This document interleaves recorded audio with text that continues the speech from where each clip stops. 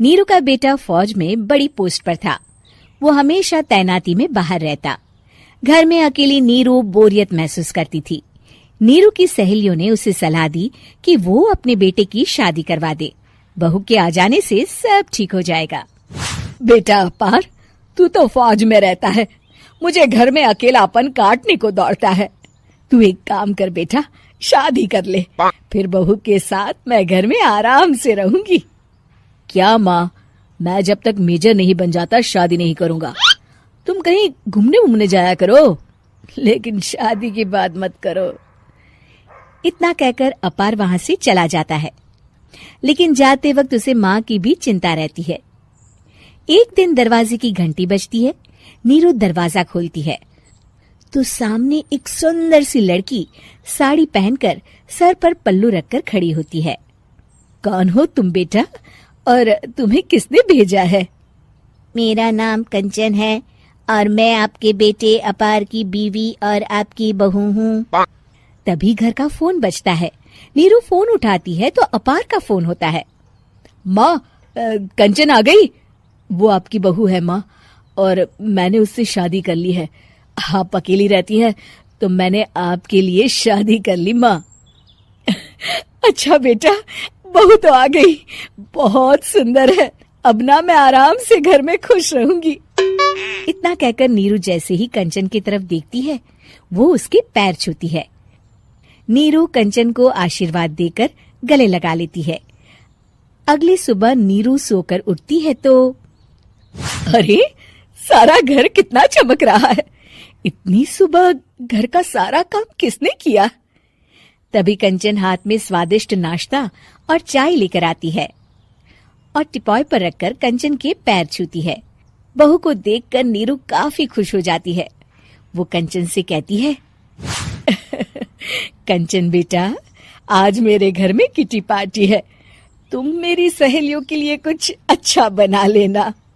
माँ, मुझे अच्छा बनाना नहीं आता, आप बता दीजिए, मैं बना दूंगी। अरे मैं भी तो नहीं जानती। ऐसा कर, शाम को इटालियन खाना, सी फूड और हाँ, चाइनीज खाना बना लेना, ठीक है? कंचन नीरू की बात सुनकर खुश हो जाती है। हाँ माँ, मैं तो ये सब बना सकती हूँ, आप चिंता ना करें। शाम को नीरू की सहेलियां आती हैं, जहाँ कंचन अकेले बनाए स्वादिष्ट खाना बनाकर खिलाती है।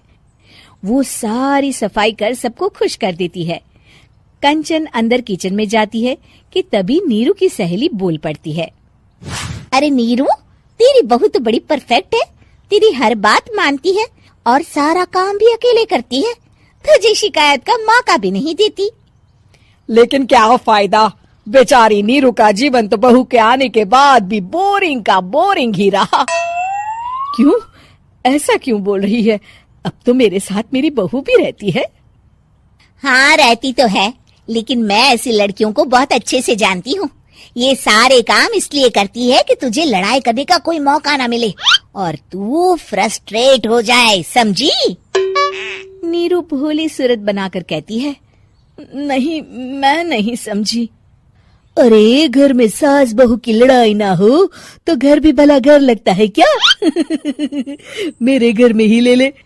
सुबह से बहू के साथ लड़ाई में इतनी चहल पहल रहती है कि मन हमारा भी लगा रहता है और पड़ोसियों का भी। नीरू मन में सोचती है, बात तो सही है। अगर ये मेरी शिकायत के बिना ही हर काम कर देगी तो मैं क्या करूंगी? रात को नीरू सोने के लिए कमरे में जाती है, जहाँ कंचन उसके पैर दबाने लगती है। नीरू को अच्छा तो लगता है, लेकिन वो किसी भी तरह से उससे लड़ाई करना चाहती है। बहू, दर्द पैर में नहीं सर पर है और तू मेरे पैर दबा रही है। मैं सर दबा देती हूँ माँ जी। ये कहकर वो उसका सर दबाने लगती है। तू एक काम कर, मेरे लिए बादाम वाला दूध ले आ, जा। कंचन जाकर सास के लिए दूध ले आती है। अब नीरू उसे जो कहती कंचन झट से कर देती। बहू, जरा छत से जाले निकाल दे। जी माँ जी। कंचन 5 मिनट में ही पूरे घर के जाले साफ कर देती है। नीरू तो देखती की देखती ही रह जाती है। कमाल है, ये तो हर काम कर रही है। तरस गई मैं तो इससे लड़ाई करने को। इतना कह के नीरू चली जाती है। नीरू को एक दिन कंचन पर इतना गुस्सा आता है कि वो सोच लेती है आज तो उससे लड़कर ही रहेगी।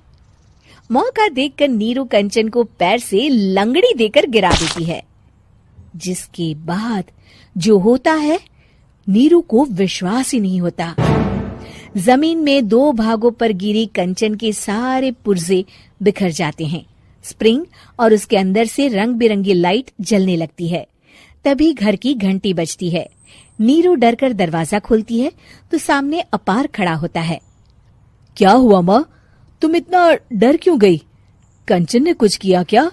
कुछ कहा क्या उसने? मैं अभी बताता हूँ। तभी अपार की नजर कंचन पर पड़ती है। अरे माँ, तूने ये क्या किया? कंचन को तोड़ दिया। तुम्हारी खुशी के लिए मैंने रॉबर्ट को तुम्हारी बहू बनाकर भेजा था, जिससे तुम्हारी हर इच्छा पूरी हो और तुम खुश रहो। माँ, ये तो इंसान थी भी नहीं, इससे तो गलती हो ही नहीं सकती थी। फिर आपने इसे क्यों तोड़ा? क्या गलती थी इसकी माँ? बेटा, इसकी सबसे बड़ी गलती ये थी कि ये इंसानों की तरह सास से लड़ाई नहीं करती थी। अपार माँ की बात सुनकर हैरान रह जाता है।